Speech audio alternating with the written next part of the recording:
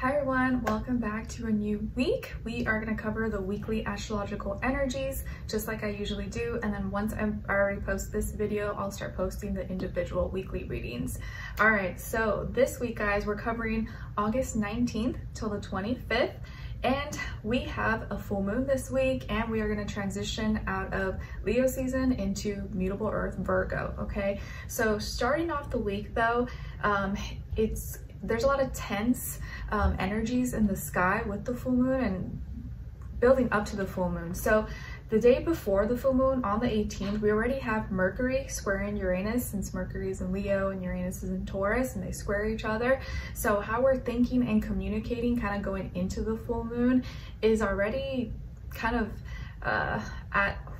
bringing up some complications and making it difficult for us to change and rebel in our own unique individual ways. That's going to help us gain stability, security, and foundations because of how we're thinking, communicating, or maybe how we're expressing ourselves. We're like, I don't know, I don't want to be seen this way, or I don't like how this is, how people's reactions or responds, or how people may react or respond to me. But you may have to really just like hold it down and step your foot on the ground, because this is what's going to help you grow and build stability and security by kind of doing things a little bit differently, the way you attempt to fulfill your goals and your purposes. Yeah, it may not be received well maybe by others, or you may think, oh well, this is not how it's always been done, but that's the same thing that you don't want to do or you're afraid to do is probably what you should already be doing, or what you should do, because you're already kind of like battling with yourself, like, oh no, like I should do that but I don't want to.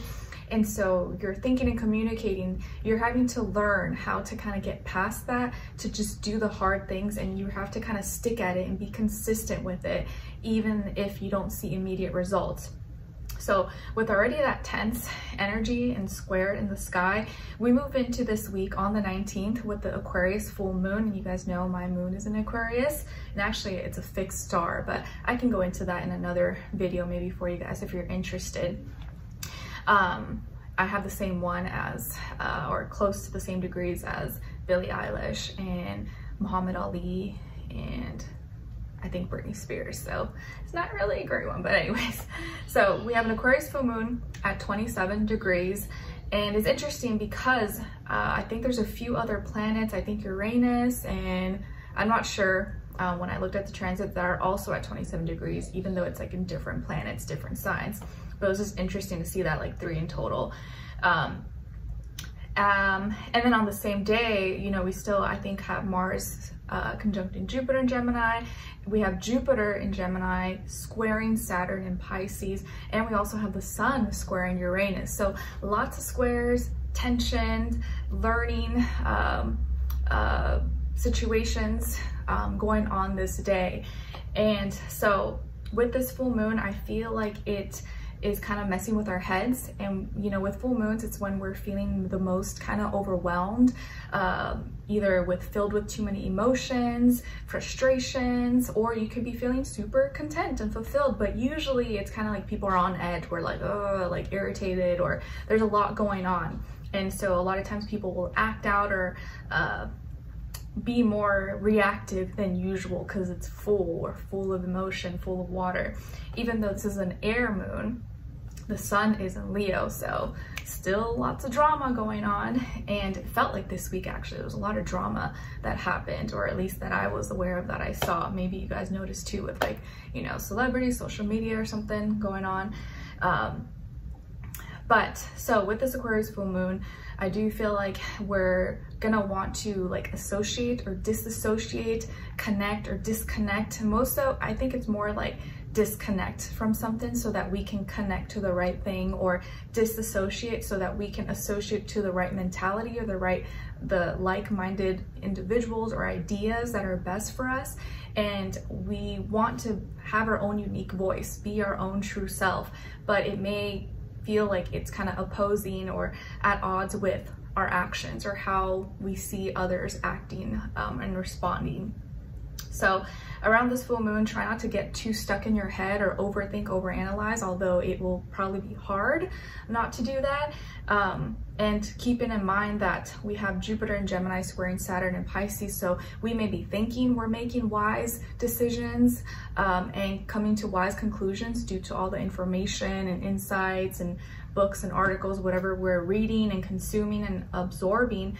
But that same thing could be bringing learning situations that are showing us that it can actually restrict us from our goal because we're lacking maybe certain emotional discipline or emotional consideration maybe for others, or it may kind of be the wrong thing to do even though we think it's the right thing to do. Or we're gonna have to learn how to have a good balance of information or how we communicate, but also have some restriction in it and not just go too far just because we can, or like, you know, like a rumor or something just because it's going to benefit us but maybe hurt someone else.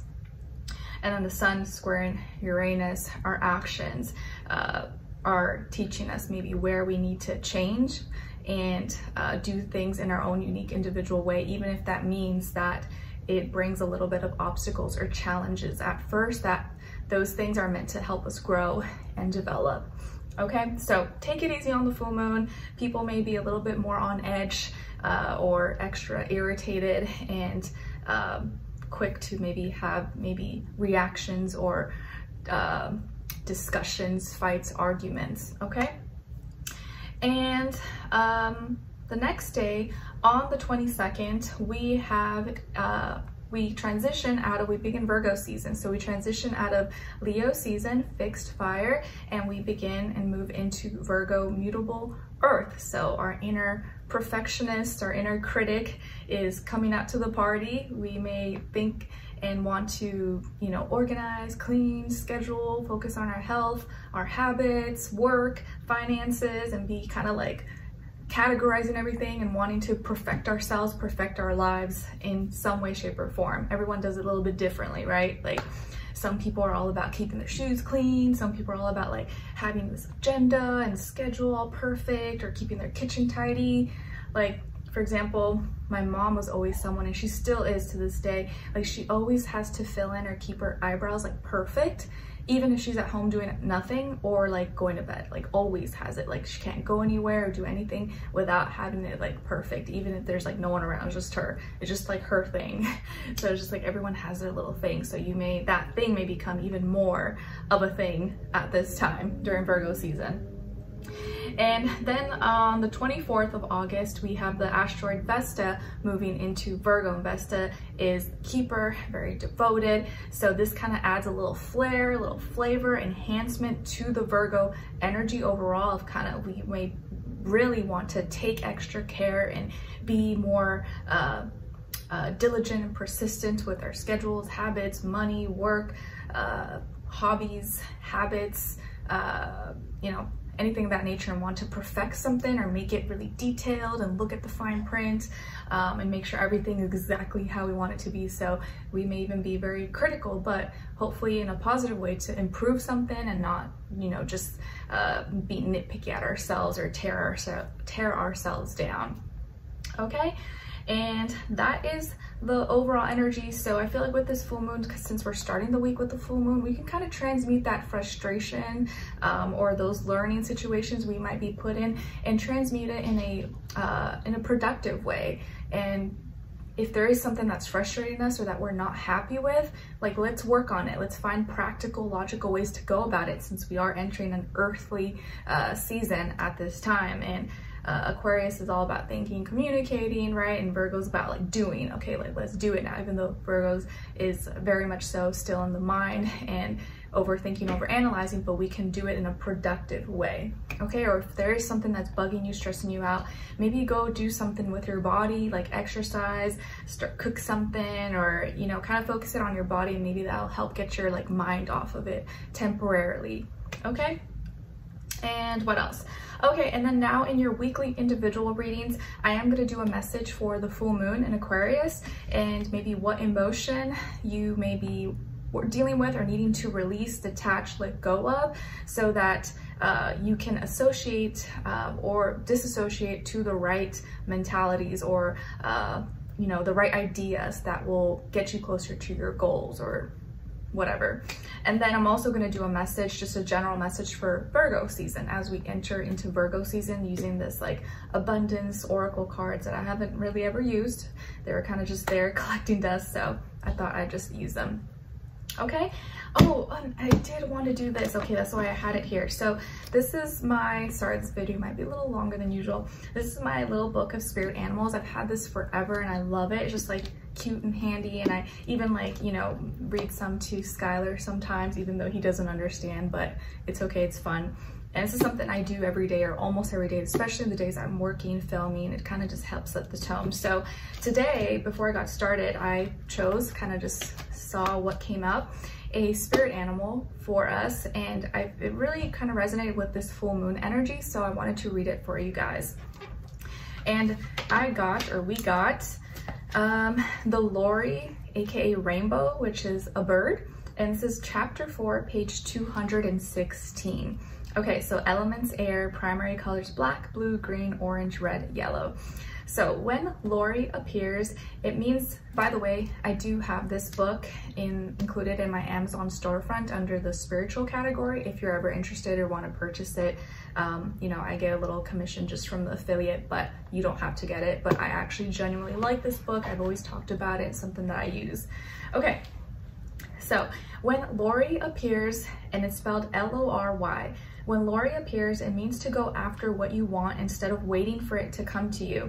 Lori is a very colorful bird. Lori urges you to find the vibrancy and joyful colors in your life. Lori can show you all of the possible outcomes to enable easier decision making. Lori means to think things through. It is a highly intelligent bird that can figure things out, learn tricks, talk, and easily escapes its cage unless it's locked. Lori urges you to use your own intelligence. You'll always be able to escape an uncomfortable or stressful situation if you have Lori as a guide, or just the mentality. Lori means to respect your own individuality, embrace all of your unique quirks, your faults, and your gifts. Lori assists when you need to better understand and respect someone's point of view. When you look at someone, and when you look at what someone is saying from both sides of the spectrum, it will give you a clearer understanding of why they feel the way they do about a subject. Lori can help you understand every viewpoint in complex situations so you can make clear and unbiased decisions while forming your own opinion. So that was it. I just felt like it was very aligned with the messages and with Aquarius energy and this full moon, and I thought maybe you guys would enjoy that. All right, thanks, little spirit book animal. I also have my Q&A a day for the soul. It just gives you like a question and you respond to it for every day for 5 years straight. So it's kind of cool. I've kept track for the past 5 years, and I see like, oh wow, how my responses have changed. This is something I do every day as well, or I try to do every day. And I have this included in my Amazon storefront as well, if you're interested. All right, so that is all for the weekly energies in the sky this week. Sorry it was kind of long, but hopefully you enjoy this or find it a little bit helpful. All right, so let's get into your individual readings. I'll see you guys there, and I'll talk to you soon. Bye.